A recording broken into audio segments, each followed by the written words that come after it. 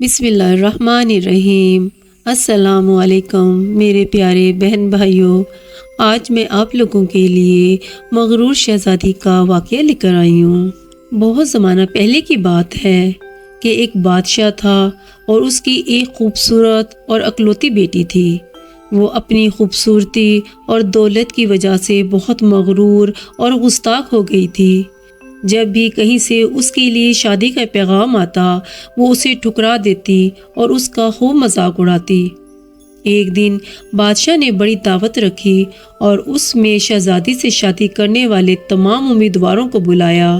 سب لوگ اپنے اپنے مرتبے کے حساب سے کرسیوں پر بیٹھ گئے۔ شہزادی اس محفل میں اپنی کنیزوں کے ساتھ بڑی مغرورانہ انداز میں آئیں اور جس امیدوار کے پاس سے گزرتی اسے بڑی حقارت سے دیکھتی تھی۔ جب ایک شہزادے کے پاس پہنچی تو وہ بہت موٹا تھا۔ اس نے اپنی کنیزوں سے ہنستے ہوئے کہا، یہ گول ٹپ ہے۔ دوسرے امیرزادے کو دیکھتے ہوئے کہا، کیسا کھمبے کی طرح لگتا ہے۔ ایک شہزادہ بہت چھوٹا تھا۔ شہزادی نے کہا، ذرا چھوٹو موٹو کو تو دیکھو۔ وہاں ایک شہزادہ بہت گورا تھا۔ شہزادی نے اسے گورا چوہا کہا۔ ایک شہزادے کا رنگ بہت سرخ تھا تو اسے مرغے کی کنگھی کہہ کر پکارا۔ اسی طرح وہ ہر امیدوار کو بے عزت کرتی رہی، لیکن وہ ایک بادشاہ کو دیکھ کر بہت ہنسی کیونکہ اس کی دھاڑی تھی۔ اس نے مذاق اڑاتے ہوئے کہا، ذرا اس کو تو دیکھو، اس نے اپنے چہرے پر کیسی جھاڑ پونچھ اگا رکھی ہے۔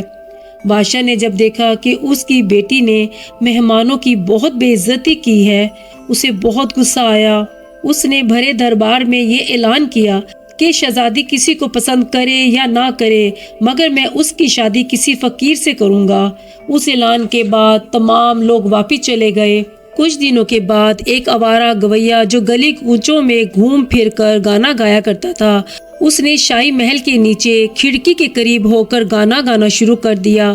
بادشاہ نے اس کی آواز سنی تو ایک خادم کو حکم دیا کہ اس فقیر کو اندر بلایا جائے۔ وہ خادم پھٹے پرانے کپڑوں میں فقیر کو اندر بلا لایا۔ گویے نے بادشاہ اور شہزادی کے سامنے بہت اچھا گانا گایا اور بادشاہ سے انعام مانگنے لگا۔ بادشاہ نے کہا کہ تم نے بہت اچھا گانا سنایا ہے، میں تمہیں بہت اچھا انعام دوں گا۔ میں اپنی بیٹی کی شادی تم سے کروں گا۔ جب شہزادی نے سنا تو وہ بہت بدحواس ہو گئی۔ وہ بہت روئی، لیکن بادشاہ نے اس کی ایک نہ سنی۔ بادشاہ نے اسے ڈانٹتے ہوئے کہا کہ میں نے مہمانوں کے سامنے قسم کھائی تھی کہ میں تمہاری شادی کسی فقیر سے کروں گا۔ اب میں وہ قسم پوری کر رہا ہوں۔ یہ کہہ کر بادشاہ نے قاضی کو بلایا اور مغرور شہزادی کی شادی اس آوارہ گرد گویے کے ساتھ کرا دی اور پھر حکم دیا کہ تم اپنے شوہر کے ساتھ چلی جاؤ۔ شہزادی روتی پیٹتی ہوئی فقیر کے ساتھ چلی گئی۔ راستے میں وہ ایک شکار گاہ سے گزری۔ اتنی بڑی شکار گاہ دیکھتے ہوئے وہ شہزادی حیران رہ گئی۔ اس نے فقیر سے پوچھا، یہ شکار گاہ کس کی ہے؟ اس فقیر نے جواب دیا، میں نے سنا ہے تم نے دھاڑی والے بادشاہ کا مذاق اڑایا تھا۔ یہ شکار گاہ اسی کی ہے۔ اگر تم اس سے شادی کر لیتی تو یہ تمہاری ملکیت ہوتی۔ شہزادی نے ٹھنڈی آہ بھر کر کہا، میں نے یہ کیا کیا؟ اس کے بعد وہ خوبصورت باغوں میں پہنچے۔ ان کو دیکھ کر شہزادی نے پھر پوچھا، یہ کس کے ہیں؟ فقیر نے آہستہ سے کہا کہ یہ باغ بھی اسی دھاڑی والے کے ہیں۔ شہزادی نے افسوس بھرے لہجے میں کہا، میں بھی کتنی بد نصیب ہوں۔ پھر وہ ایک عظیم و شان والے شہر میں داخل ہوئے۔ اتنا بڑا اور خوبصورت شہر دیکھ کر شہزادی حیران رہ گئی۔ شہزادی نے پوچھا کہ اس شہر کا مالک کون ہے؟ فقیر نے اسے بتایا، یہ شہر بھی اسی دھاڑی والے بادشاہ کا ہے۔ اگر تم اس سے شادی کر لیتی تو یہ سب کچھ تمہارا ہوتا۔ شہزادی نے پچھتاتے ہوئے کہا، میں نے بہت بڑی غلطی کر دی، کاش میں اس سے شادی کر لیتی۔ فقیر شوہر نے ناراض ہوتے ہوئے کہا، مجھے اس سے کوئی مطلب نہیں، مگر تم میرے ہوتے ہوئے دوسرے مرد کی باتیں کیوں کر رہی ہو؟ کیا مجھ میں کوئی کمی ہے؟ اس طرح کی باتیں کرتے ہوئے وہ ایک چھوٹی سی جھوپڑی کے نزدیک پہنچے۔ پہنچتے ہی شہزادی نے پوچھا، یہ کیسی بدنما اور چھوٹی سی جھوپڑی ہے؟ یہ کس کی ہے؟ فقیر نے کہا یہ میرا گھر ہے اور یہی وہ جگہ ہے جہاں ہم دونوں نے پوری زندگی گزارنی ہے۔ شہزادی نے کہا تمہارے نوکر کہاں ہے؟ فقیر نے کہا ہمیں نوکروں سے کیا کام، تم ہر کام کر سکتی ہو، اب آگ جلاؤ اور میرے لیے کھانا پکاؤ، میں بہت تھک گیا ہوں۔ کیونکہ شہزادی کو کھانا پکانا نہیں آتا تھا اس لیے فقیر نے اس کی مدد کی اور کچھ دیر کے بعد دونوں نے الٹا سیدھا کھانا پکا کر کھا لیا اور بعد میں سو گئے۔ دوسری صبح فقیر نے شہزادی کو جگایا اور گھر صاف کرنے اور دوسرے کام کرنے کو کہا۔ شہزادی تمام دن کام کرتی رہی اور جلی کٹی باتیں بھی سنتی رہی، مگر صبر کے سوا کوئی چارہ نہ تھا۔ اسی طرح انہوں نے کئی دن گزار دیے۔ پھر ایک وقت ایسا آیا کہ ان کے پاس کھانے کے لیے کچھ نہ رہا۔ ایک دن فقیر نے کہا کہ میں نے جو کچھ کمایا تھا وہ سب ختم ہو گیا، اب تمہارے کمانے کی باری آ گئی ہے، میں تمہیں بیت لا کر دیتا ہوں، تم اس سے ٹوکریاں بنانا۔ یہ کہہ کر وہ جنگل کی طرف چلا گیا اور بیت کاٹ کر لے آیا۔ شہزادی نے ٹوکریاں بنانا شروع کر دی۔ شہزادی نے کبھی ایسا سخت محنت کا کام نہیں کیا تھا، اس لیے اس کی انگلیاں زخمی ہو گئیں اور ان سے خون بہنے لگا۔ یہ دیکھ کر اس کے شوہر نے کہا کہ میرا خیال ہے کہ تم یہ کام نہیں کر سکتی، میں تمہیں کچھ سوت لا کر دیتا ہوں، تم اس سے کپڑا بن لینا۔ مگر وہ یہ بھی نہ کر سکی۔ فقیر نے کہا کہ تم میرے لیے بالکل بیکار ہو، کوئی کام نہیں کر سکتی، تم سے شادی کر کے مجھے بڑا نقصان ہوا ہے، بہرحال کوشش کرتا ہوں کہ تمہیں مٹی کے برتن لا دوں، تم بازار جا کر اسے بیچ دیا کرو۔ مغرور شہزادی نے کہا کہ جب میں بازار میں کھڑی ہوں گی تو میرے ملک کے لوگ مجھے اس حال میں دیکھ کر خوب ہنسیں گے۔ فقیر نے کہا یہ میرا مسئلہ نہیں ہے، اگر تم بھوک سے مرنا نہیں چاہتی تو تمہیں یہ کام کرنا ہی پڑے گا۔ جب وہ شہزادی بازار میں برتن بیچنے گئی تو ایک خوبصورت لڑکی کو بازار میں برتن بیچتے ہوئے لوگ دیکھتے تو اس پر ترس کھا کر کچھ نہ کچھ خرید لیتے۔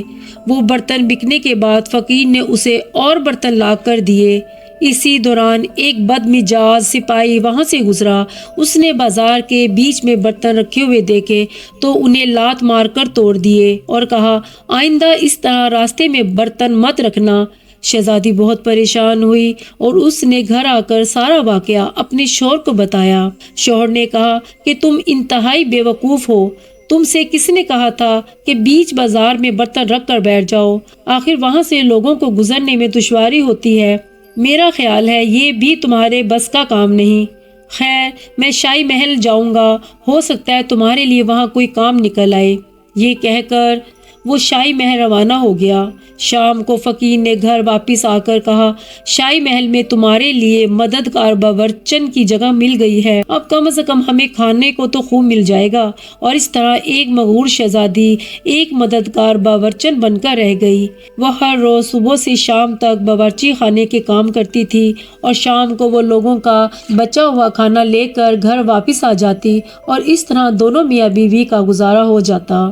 محل میں آئے ہوئے اسے کچھ دن ہی گزرے تھے کہ اس نے سنا کہ محل میں کوئی شادی کی تقریب ہونے والی ہے۔ مقررہ دن میں جب مہمان آنا شروع ہوئے تو شہزادی باورچی خانے کی کھڑکی سے دیکھ رہی تھی، ہر طرف بڑی شان و شوکت اور دھوم دھام نظر آ رہی تھی، لیکن شہزادی اپنی قسمت پر آنسو بہا رہی تھی اور اپنے غرور و تکبر اور اپنی بے وقوفی پر پچھتا رہی تھی۔ اسی دوران کچھ کنیزیں آئیں اور انہوں نے اسے کچھ بہت مزیدار کھانے دیے جن کو اس نے اپنی ٹوکری میں رکھ لیے اور گھر کی طرف چل پڑی۔ ابھی وہ محل کے دروازے سے گزر ہی رہی تھی کہ اچانک ایک خوبصورت لباس میں ایک شاندار اور خوبصورت شخص نے اس کا راستہ روک لیا۔ شہزادی نے نقاب اٹھا کر دیکھا تو وہی داڑھی والا شہزادہ تھا جس کا اس نے خوب مذاق اڑایا تھا۔ وہ خوف اور شرم سے کانپنے لگی، اتنے سارے لوگوں کو دیکھ کر اس کا اپنے اوپر قابو نہ رہا اور گھبراہٹ سے ٹوکری اس کے ہاتھوں سے گر گئی۔ اس ٹوکری سے سارا کھانا گر کر بکھر گیا۔ تمام درباری ہنسنے لگے۔ شہزادی کا یہ حال ہوا کہ کس طرح زمین پھٹ جاتی اور وہ اس میں سما جاتی۔ شہزادی نے اس سے اپنا ہاتھ چھڑایا اور بھاگنا چاہا کہ بادشاہ نے اسے دوبارہ لپک کر پکڑ لیا اور بڑی نرمی سے کہنے لگا ڈرو مت، تم نے مجھے نہیں پہچانا، میں وہی آوارہ گرد گویا ہوں جو تمہارے ساتھ جھونپڑی میں رہتا ہوں، میں وہی سپاہی ہوں جس نے تمہارے برتن توڑے تھے۔ یہ سب کچھ میں نے اس لیے کیا کہ میں تمہیں بہت پسند کرتا تھا اور تم سے شادی کرنا چاہتا تھا۔ اب تمہارے غرور کا علاج ہو چکا ہے اور تمہیں اچھا سبق بھی مل گیا ہے۔ پچھلی باتوں کو بھول جاؤ، دیکھو آج ہماری شادی کی تیاریاں ہو رہی ہیں۔ اسی وقت کنیزیں آئی اور شہزادی کو اپنے ساتھ لے گئیں اور شہزادی کو دلہن کا لباس پہنایا۔ وہ دوبارہ ہال میں آئی اور دیکھا کہ اس کے والدین اور اس کے تمام درباری بھی وہاں موجود تھے۔ سب لوگوں نے اسے مبارکباد دی۔ اب شہزادی بالکل بدل چکی تھی، اس کا غرور، اکڑ اور دوسروں سے نفرت ختم ہو چکی تھی۔ اس نے زندہ رہنے کا ڈھنگ سیکھ لیا تھا۔ مزید معلومات کے لیے ہمارے چینل کو سبسکرائب کریں، ساتھ ہی بیل آئیکن کو کلک کریں تاکہ میری نئی آنے والی ویڈیو کی اپڈیٹس آپ تک پہنچتی رہے۔ تب تک کے لیے اپنا بہت خیال رکھیے گا۔ اللہ حافظ۔